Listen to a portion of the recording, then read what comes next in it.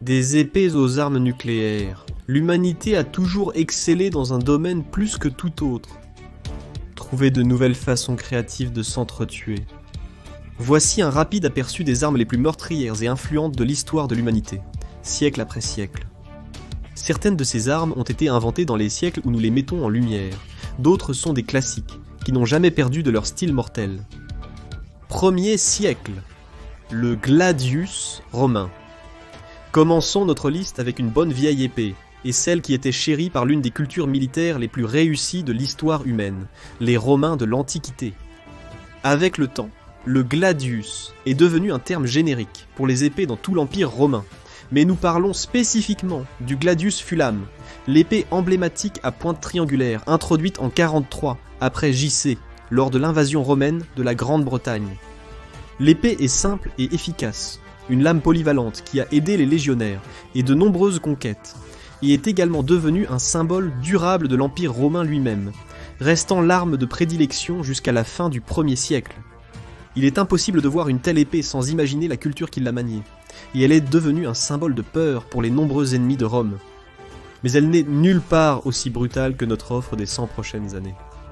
Développement militaire historique du 2e siècle par les Daces. Le développement militaire a souvent été une course aux armements sans fin, entre les armes et l'armure, l'offensive et la défense. Et sous la domination romaine, la référence en matière d'armure était la lorica segmentata, l'armure romaine segmentée classique que vous avez vue dans tout, de Gladiator à la vie de Brian. Les tactiques supérieures, l'équipement et la taille de la légion romaine les conduisaient souvent à dominer totalement les forces auxquelles ils étaient confrontés. Mais certaines de ces forces ont riposté, durement. Prenez par exemple les Daces, une culture indo-européenne qui habitait les montagnes des Carpates. Ils utilisaient notamment une épée, avec une extrémité courbée semblable à une faucille, connue sous le nom de falx, et selon les registres des chefs militaires romains de l'époque, la falx était incomparable pour trancher la lorica segmentata, comme si c'était du papier toilette mouillé. Et parce que la lame de 16 pouces n'était tranchante que d'un côté, les Daces canalisaient toute leur énergie dans des frappes brutales qui laissaient leurs ennemis saigner à mort sur la terre du champ de bataille. Mais si le 2e siècle nous a donné la falx, le 3e nous a offert une version encore plus mortelle. 3e siècle, Falcata Celtibère. Non seulement la falcata a un look absolument badass, mais c'est aussi une autre arme qui a rendu les Romains nerveux, ce qui n'est pas une mince affaire. Elle incorpore le bord courbé de la falx, mais avec une pointe tranchante, ce qui la rend utile à la fois pour hacher et poignarder, quelque chose que les mercenaires ibériques qui la maniaient adoraient faire. La falcata était fabriquée à partir de fer de Carpathie de haute qualité, la rendant encore plus mortelle que son prédécesseur Dace. Malgré cela, et le fait qu'il existe des enregistrements de son utilisation dès le 5e siècle avant JC, la falcata reste assez obscure dans le cadre de l'histoire. On ne peut pas en dire autant de notre terrifiante arme du 4e siècle. 4e siècle. Maquahuit, les Aztèques, étaient l'une des civilisations les plus badass qui n'ont jamais foulé la terre, de leur dieu de la mort à leur gigantesque ziggurat de sacrifices humains. Il est évident qu'il ne faut pas défier les guerriers aztèques. Ils n'ont été vaincus à la fin que par des armées plus technologiquement avancées, maniant des armes dont nous parlerons plus tard dans la liste. Alors, quelle arme a aidé à élever le statut des guerriers aztèques, au rang des types les plus effrayants de la pièce ? Mesdames et messieurs, voici le Maquahuit, qui a régné en Amérique de 900 avant Jésus-Christ à 1600 après Jésus-Christ, avec le 4e siècle au milieu. Mais si vous rencontrez le Moquit en personne, eh bien nous espérons que votre famille a une copie de votre dernier testament. L'arme est simple, mais d'une efficacité dévastatrice. C'est un long morceau de bois plat, avec des lames d'obsidienne incroyablement tranchantes martelées sur les côtés. Un seul coup de ce mauvais garçon manié par un guerrier aztèque entraîné. Juste de la viande hachée. L'arme était si redoutée que certains prétendaient qu'elle pouvait même décapiter un cheval d'un seul coup. Un vrai cheval. C'était probablement faux, mais cela montre à quel point l'arme était redoutée. Cependant, fait amusant, un guerrier aztèque qui tuait trop de ses adversaires était considéré comme un échec. Le véritable objectif pour un aztèque aguerri était de capturer ses ennemis vivants, afin qu'ils puissent plus tard être sacrifiés correctement lors d'une cérémonie. L'inconvénient du Maqued est qu'il faut toujours être à proximité pour l'utiliser. L'arme la plus meurtrière du siècle ? Pas vraiment. 5e siècle, l'arc recurvé des Huns. Les Aztèques étaient des types effrayants. Mais même eux auraient peut-être commencé à courir s'ils avaient jamais vu Attila le Hun et sa culture de guerrier nomade hyper masculin, dévalant la colline comme une chauve-souris sortie de l'enfer. Bien qu'ils aient la réputation d'être des barbares fous à tuer sans réfléchir pour leurs ennemis, les Huns étaient en réalité des génies tactiques, désireux de faire usage d'armes de pointe pour aider dans leur quête sans fin de pillage et de conquête. L'une des armes les plus dangereuses de toutes était l'arc à poulie. Les arcs accompagnent l'humanité depuis aussi longtemps que nous avons conservé des registres, mais l'arc à poulie avait certains avantages uniques par rapport à bon nombre de ses prédécesseurs. La courbe de l'arc lui permettait de stocker plus d'énergie pour le tir qu'un arc droit équivalent, et sa taille plus petite le rendait idéal pour les archers montés comme les Huns, qui pouvaient dérouter leurs ennemis à cheval, et les cribler de flèches avant même qu'ils ne sachent ce qui se passait. Les armes à distance ont toujours été et seront toujours terrifiantes et redoutables, mais cela ne signifie pas que les prochains siècles ne nous apporteront pas des offres de mêlée tout aussi mortelles. 6e siècle, Sparte. Les épées descendent du haut de la corde. Certaines inventions ont été presque parfaites dès le départ, nécessitant seulement de légères améliorations par la suite. Le spata était une épée privilégiée par les soldats montés, et l'infanterie lourde, similaire dans sa conception au classique gladius, mais plus longue et plus lourde, ce qui la rendait encore plus dangereuse à manier. L'une des plus grandes forces de l'Empire romain était leur tendance à s'approprier certains des aspects les plus efficaces des autres cultures qu'ils rencontraient, et dans de nombreux cas conquis. Les Romains ont appris l'existence de la spata grâce aux mercenaires celtes pendant la deuxième guerre punique, et ils l'ont rapidement adoptée, remplaçant progressivement le classique gladius et rendant les soldats romains qui la maniaient encore plus mortelle. Au moins, elle ne peut pas vous brûler à mort. Je suis sûr que le 7e siècle nous aidera avec ça. Le feu gréco-byzantin du 7e siècle, également connu, du moins par nous, sous le nom de Ye Old Napalm, est l'une des armes les plus terrifiantes et énigmatiques du 7e siècle et au-delà. Tout comme les cookies de grand-mère, la recette était un secret bien gardé, mais la plupart des historiens modernes s'accordent à dire qu'il s'agissait probablement d'un mélange de pétrole hautement inflammable et d'une concoction de résine collante. Il était le plus souvent utilisé par les soldats byzantins, lors des guerres navales, mettant le feu aux navires ennemis et aux malheureux marins à bord. Le feu grégeois pouvait être déployé dans des grenades primitives et même des lance-flammes rudimentaires. Tout comme le napalm, le feu grégeois collait à ses victimes, les brûlant lentement et horriblement jusqu'à la mort. Nous avons probablement de la chance d'avoir égaré temporairement la recette pour celui-ci. Mais une chose que vous ne pouvez jamais perdre, c'est le tranchant froid, dur et aiguisé d'une lame. Et qu'est-ce qui était plus effrayant qu'une lame maniée par un samouraï du 8e siècle? Naginata du 8e siècle. La naginata est essentiellement un katana au bout d'un bâton, l'une des armes d'astes les plus emblématiques et terrifiantes de l'histoire. Elle était populaire parmi les samouraïs, les soldats à pied japonais, et même les onamusha, un ordre de femmes guerrières qui sont devenues actives pendant la période Kamakura. L'arme est si essentielle à un certain type de guerrier qu'elle a son propre style de combat, le Naginata Jutsu, qui est encore pratiqué au Japon comme un sport à ce jour. Que vous empaliez un camarade soldat, que vous fendiez de pitoyables ennemis du haut de votre cheval de guerre, ou que vous empaliez des cavaliers comme le Ryakitori, il y a peu de guerriers qui peuvent rivaliser avec un samouraï armé d'une naginata. Sauf peut-être un berserker assoiffé de sang du 9e siècle avec une hache danoise. En parlant de cela, 9e siècle, hache danoise. Les Vikings sont une autre culture guerrière tristement célèbre qui a laissé sa marque dans l'histoire avec des taches de sang et des piles de corps hachés. Et certains de leurs guerriers, les plus craints et vénérés, maniaient la hache danoise, une grande hache de bataille à un seul tranchant avec une lame large et mince. Ce tranchant mince, construit en acier, plus dur que le reste de la hache, permettait des frappes incroyablement puissantes qui pouvaient infliger des blessures souvent mortelles au corps de leurs ennemis, des fantassins aux cavaliers. Les haches danoises servaient de symbole de statut, atteignant parfois 1,7 m de hauteur. Quelqu'un en fait trop. En termes de fonction, le danois est un peu comme un énorme couperet à viande à long manche, et celui que les Vikings poursuivaient n'était guère plus qu'un morceau de viande morte sur la planche à découper. Mais avec notre arme du 10e siècle, vous pouviez au moins vous assurer que votre viande était bien cuite. Les flèches incendiaires chinoises du 10e siècle et l'arc recourbé Han démontrent le danger des flèches. Du feu grec byzantin, nous savons que le feu est dangereux. Et si nous les fusionnions? Un fou au 10e siècle en Chine a fait exactement cela. Les flèches incendiaires chinoises sont considérées comme l'une des premières armes à poudre à avoir atteint les champs de bataille. Les petits sacs de poudre à canon attachés aux flèches agissaient comme incendiaires. Non seulement cela infligerait des brûlures à leurs adversaires, mais ils obtiendraient aussi un avantage psychologique de l'explosion initiale.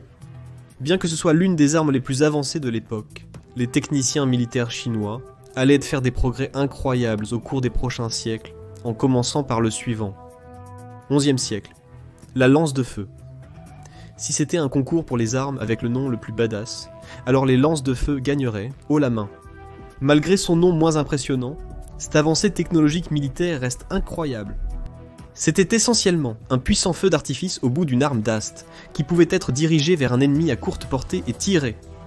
Comme peuvent le montrer les statistiques annuelles des blessures et des décès du 4 juillet, se faire tirer un feu d'artifice au visage n'est certainement pas bon pour la santé. Mais la lance à feu était encore plus dangereuse. La fusée était remplie de billes, qui seraient dispersées par l'explosion, comme une grenade à fragmentation ou une décharge de fusil de chasse. Avec une portée de 3 mètres, la lance à feu mettait rarement fin à un combat, mais elle constituait un moyen fantastique de déséquilibrer les ennemis avant de s'engager dans un combat rapproché. Cependant, la prochaine arme serait gaspillée sur de simples fantassins. Elle peut détruire des châteaux entiers. 12e siècle, le trébuchet à contrepoids. D'accord, nous trichons un peu sur celui-ci.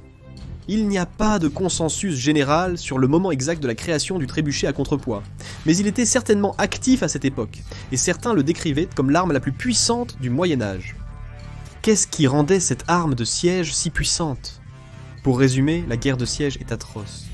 Que vous soyez en train de faire le siège, ou que vous soyez assiégé, ou avant l'ère des armes de siège, c'était presque toujours une guerre d'usure, attendant que les gens à l'intérieur du campement manquent de ressources, et soient assez désespérés pour se rendre. Le trébuchet à contrepoids, capable de lancer d'énormes projectiles sur les châteaux ou autres forteresses, a accéléré le processus. La conception du trébuchet lui permettait de lancer des projectiles nettement plus gros que la catapulte standard, et il n'impliquait pas un risque de proximité d'une tour de siège ou d'un bélier. Face à un trébuchet ennemi, même une forteresse ne suffisait pas. Mais comme nous l'avons dit plus tôt, ces prochains siècles étaient vraiment ceux où la Chine prenait son envol. Attendez de voir ce qu'ils nous réservent ensuite. Lance-roquette, Yuosha, du XIIIe siècle. Ce n'est même pas une seule arme, mais une poignée d'armes différentes, construites à partir des progrès antérieurs de la Chine avec la poudre à canon. D'abord, il y avait les flèches incendiaires, puis les lances de feu, et maintenant les chariots à roquettes et le nid d'abeilles. Le chariot à roquettes était un lance-roquettes multiple rudimentaire. Comme son nom l'indique, c'est un chariot roulant, avec plusieurs roquettes à poudre montée, conçu pour sortir en même temps et éclairer un grand nombre d'ennemis ou une forteresse ennemie devant eux. Les amateurs de simulateurs de batailles réalistes connaissent bien ce jeu. Ensuite, il y a le nid d'abeilles, un panier hexagonal rempli de flèches incendiaires à poudre, comme une version plus compacte du chariot à roquettes, mais tout aussi chaotique et mortelle. Mais même lorsque la poudre à canon a explosé, métaphoriquement et littéralement à travers l'Est, l'Ouest a montré que parfois, on ne peut tout simplement pas battre un vieux classique. Arc long, anglais, du XIVe siècle. À première vue, cela ne ressemble pas à grand-chose, mais l'arc long anglais a aidé les soldats anglais et gallois à repousser efficacement les ennemis pendant des siècles, y compris les forces françaises, sans doute encore mieux équipées pendant la guerre de 100 ans. Mesurant environ 6 pieds de long, vous ne verriez pas cet arc manié par un archer monté. Ces armes étaient rapides, puissantes et précises sur des centaines de mètres. Les flèches tirées de l'arc long anglais par un archer entraîné pouvaient également facilement percer l'armure, entraînant souvent des résultats fatals. On dit que de nombreuses batailles de la guerre de 100 ans ont été essentiellement décidées par des archers à l'arc long, donc l'importance et la mortalité de cette arme au XIVe siècle ne peuvent être surestimées, même si une technologie émergente en armement à distance allait bientôt la remplacer. 15e siècle, la arbalète européenne. Il convient de mentionner que les arbalètes en tant que concept existent depuis longtemps, et comme beaucoup d'innovations en matière d'armement, elles sont originaires de Chine. Cependant, au fil des siècles, l'humble arbalète a été perfectionnée à l'extrême. Alors que les arbalétriers français ont connu la défaite face à l'arc long anglais lors de la bataille d'Azincourt, l'arbalète a fini par l'emporter à long terme, échangeant la vitesse de rechargement contre la précision et la puissance. Alors, qu'est-ce qui rend l'arbalète plus mortelle? En résumé, tout le monde pourrait l'utiliser. La dangerosité de l'arc long anglais était d'autant liée aux archers hautement qualifiés qu'à l'arme elle-même. Une arbalète peut être dangereuse même sans entraînement intensif. Pointer, tirer, et regardez votre cible saigner si vous touchez quelque chose d'important. Et avec ce prochain siècle, les choses sont devenues encore plus mortelles. 16e siècle, le mousquet d'infanterie. Imaginez un chevalier, grand, séduisant, en armure brillante avec une épée puissante, chevauchant sa monture favorite. C'est le chef du champ de bataille, un noble guerrier à la formation au combat impeccable. Il ne craint pas les flèches, il peut parer n'importe quel coup, et abattre son adversaire en un éclair. Il peut jouter, charger et se battre au couteau avec les meilleurs. Il traverse le champ de bataille avec une confiance totale. Un jour, il entend un craquement tout-puissant. Quelque chose frappe violemment son armure et soudain il sent un liquide sur sa peau. Il s'effondre, sans vie, avant d'atteindre le sol. L'homme qui l'a tué est à mi-chemin à travers le champ de bataille, versant plus de poudre à canon d'une petite poche dans le canon lisse de son mousquet, et se prépare à insérer une autre petite bille de fer. L'ère de la nuit est révolue, tout cela grâce au mousquet, le grand-père de tous les fusils modernes, qui a changé à jamais le paysage du champ de bataille. Tuer n'a jamais été aussi facile. Grâce à cette arme rudimentaire, beaucoup plus de corps étaient sur le point de tomber au sol. Si seulement quelqu'un pouvait améliorer ce mécanisme de chargement. Arme à silex, du XVIIe siècle. Bien que des variations du silex existaient dès le XVIe siècle, ouais, nous vous avons vu taper en fait dans les commentaires, poser le clavier. Nous parlons ici du véritable mécanisme à silex, introduit dans les pistolets et les fusils au XVIIe siècle, et qui reste encore un pilier dans chaque pièce de médias pirates réalisée depuis lors. Largement attribué au armurier français Marine le Bourgeois, le véritable mécanisme à silex a changé la donne en ajoutant une gâchette fonctionnant verticalement, partie du mécanisme de déclenchement qui retient le chien. Ne riez pas, cette partie du pistolet était appelée ainsi car elle avait la forme d'un coq. Sortez vos esprits du caniveau. La construction particulière de ce mécanisme à silex, où le coq se libérerait et frapperait le silex, enflammant la poudre à canon à l'intérieur et tirant le coup, rendait les armes à feu considérablement plus efficaces et fiables, et par conséquent, beaucoup plus mortelles aussi. Mais quand vous deviez recharger, eh bien, c'était un problème. Un problème résolu de manière très brutale au XVIIIe siècle. XVIIIe siècle, baïonnette à épée. Pour éliminer des ennemis à longue portée, le fusil est l'arme idéale. Et quand il s'agit de tuer quelqu'un de près, l'histoire nous a montré que vous ne pouvez vraiment pas vous tromper avec une épée. Et dans les mots paraphrasés de la grande philosophe Hannah Montana, la baïonnette d'épée vous donne le meilleur des deux mondes, et cela vous rend 2 fois plus mortel dans le processus. Les fusils à chargement par la bouche des guerres napoléoniennes pouvaient être un cauchemar à recharger, surtout dans le feu de la bataille, et cela pourrait vous laisser à un sérieux désavantage si vous vous retrouviez du mauvais côté des lignes ennemies. Une baïonnette d'épée équilibrait les chances, permettant au fusil de devenir une arme de mêlée mortelle, si le rechargement était impossible dans une situation critique. Ils étaient si efficaces qu'ils ont trouvé des cas d'utilisation parmi les armées britanniques, japonaises et ottomanes, entre autres, et ont assuré que même à l'époque où vous pouviez tirer une bille métallique à travers le crâne de votre ennemi à 200 pas, il y aurait encore beaucoup d'intestins déversés sur les champs de bataille. Mais savez-vous, à quoi vous n'avez pas besoin d'attacher une épée pour être incroyablement mortel? Les armes fournies par le 19e siècle. 19e siècle. Armes à feu automatiques. Des armes à feu, mais plus rapides. Élégants, simples et mortels. Nous avons beaucoup parlé de la façon dont les armes à feu ont révolutionné la guerre telle que nous la connaissons depuis la militarisation de la poudre à canon 800 ans auparavant, mais l'invasion de l'amorce dans ce siècle a porté le modeste fusil à de nouveaux sommets de létalité, alors que de nouvelles armes dévastatrices, comme le fusil Gatling, frappaient les champs de bataille à travers le globe. La puissance de ces nouvelles mitrailleuses fait partie des raisons pour lesquelles la guerre civile américaine a été une affaire si sanglante. Avec plus de 650 000 victimes, c'est toujours le nombre le plus élevé de décès pour les troupes américaines dans n'importe quel conflit aux États-Unis, a jamais été impliqué. Dans les années 1880, les choses sont vraiment devenues réelles avec l'invention de la poudre sans fumée, ce qui a à son tour conduit l'armurier entreprenant Hiram Stevens Maxim à créer la mitrailleuse Maxim en 1884, marquant le début du premier boom des armes automatiques telles que nous les connaissons aujourd'hui. Au fil du temps, elle ne ferait que devenir plus mortelle, passant de machines de mort nécessitant plusieurs personnes d'être fermes à des armes plus compactes et efficaces qu'une seule personne pouvait transporter, et éliminer des foules entières de combattants avec une simple pression sur la gâchette. Mais qu'adviendrait-il si le prochain siècle permettait d'anéantir une ville d'un simple bouton?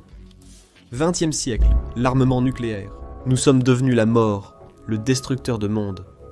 150 000 anéantis en un instant à Hiroshima, 75 000 à Nagasaki. L'arme la plus mortelle que l'humanité ait jamais connue a vu le jour dans le projet Manhattan dans les années 1940 au Nouveau-Mexique, la tentative de dernière chance des États-Unis pour obtenir un avantage définitif dans la guerre. Et ils ont réussi. Mais le résultat est une terrifiante épée de Damoclès qui plane encore au-dessus de nous. Et la partie la plus effrayante ? Les armes utilisées à Hiroshima et Nagasaki sont dérisoires comparées aux armements nucléaires qui existent aujourd'hui. En fait, la norme actuelle est environ 3000 fois plus puissante que celles qui ont rasé ces villes pendant la Seconde Guerre mondiale. En 2024, on estime qu'il y a un peu plus de 12 100 têtes nucléaires dans le monde, dont au moins 3800 sont actives, réparties entre 9 États nucléaires, les États-Unis, la Russie, le Royaume-Uni, la Chine, l'Inde, le Pakistan, la France, Israël et la Corée du Nord. Il suffirait d'une fraction de la quantité active pour réduire la surface du monde en un désert surchauffé et irradié où aucune vie intelligente ne pourrait survivre. Heureusement pour nous, les dirigeants mondiaux sont toujours raisonnables, et ils n'ont jamais fait quelque chose de drastique et d'irrévocable lorsqu'ils se sentaient acculés. Mais que se passerait-il si le 21e siècle confiait cette décision à quelque chose de bien plus dangereux ? 21e siècle, drones et IA. Eh oui, il s'avère que l'IA a une utilité au-delà de la destruction d'emplois, de la dégradation des vidéos YouTube, et de la création de toutes ces étranges images quasi religieuses inspirantes que votre grand-mère ne cesse d'aimer sur Facebook. Et cette utilité est de tuer des gens, beaucoup d'entre eux.